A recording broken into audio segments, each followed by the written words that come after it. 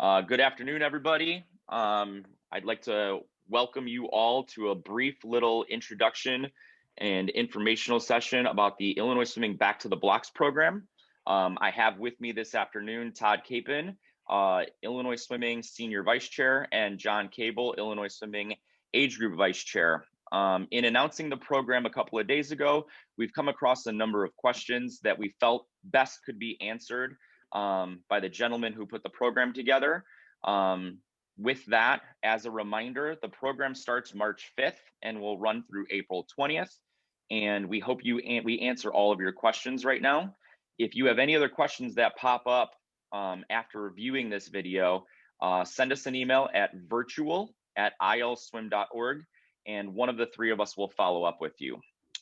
So as we get into this, Todd, can you explain the process that that you as a coach or you as a team are going to go through in the Back to the Block program? Sure. So basically, as a team, you can attend or host any meet that you'd like that is sanctioned, observed, or approved. You obviously will swim the meet, whatever events your team chooses to swim. You'll have your results. At the end, by April 20th, any swims that are done between March 5th and April 20th, you'll have the ability to enter in an entry file that we have created for the LSC. Teams will decide, swimmers can swim up to 6 events total between all 3 courses, short meters, and long course.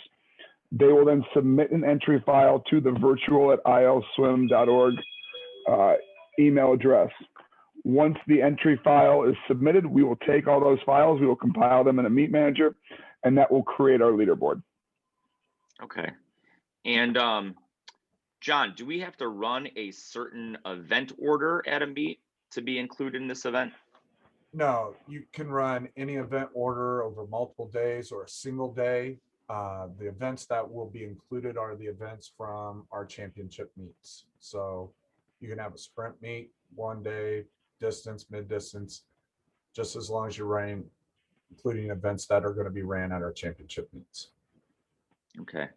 And I know I've heard a couple of questions, and I know, Todd, you hit on this for a second already, but why are we using an entry file versus a results file? You know, what are teams supposed to send in?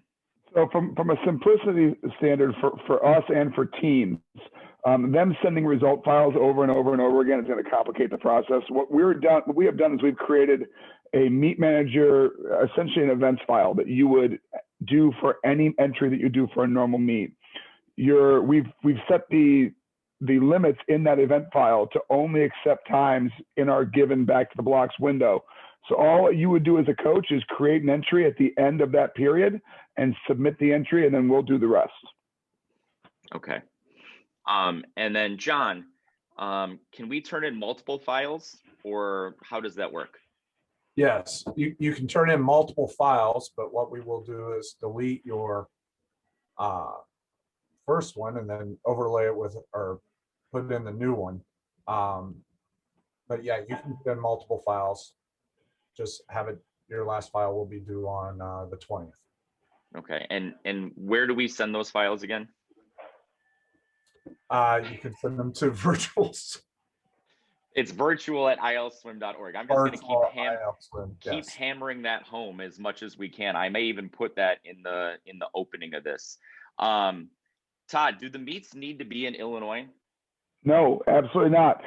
Meets such as sectionals, ISCA, the Winter Open that is in Illinois, NCSAs, all those would fall under a category of being within this window of the Back to the Blocks program. So meets like that, meets that are open invitationals in other states, anything that you have, as long as it's within March 5th through April 20th and it is sanctioned, approved, or observed, it would count. Okay. John, how old am I for this meet? I know just with a wide range on the dates, I know that there's questions on that. The age of the athlete on the first day, which would be March 5th. That would be the age where the rankings will be taken from. Okay, so just to reiterate, everybody, if your athlete turns, say, 13 on March 12th, they are still 12 for the entire meet. So it's their age on March 5th, okay? Todd, how do we decide which events get ranked? Well, John's already hit on what events we are ranking, so I'm not going to go through the list of the numerous events that are being ranked, and they're all being ranked by single age.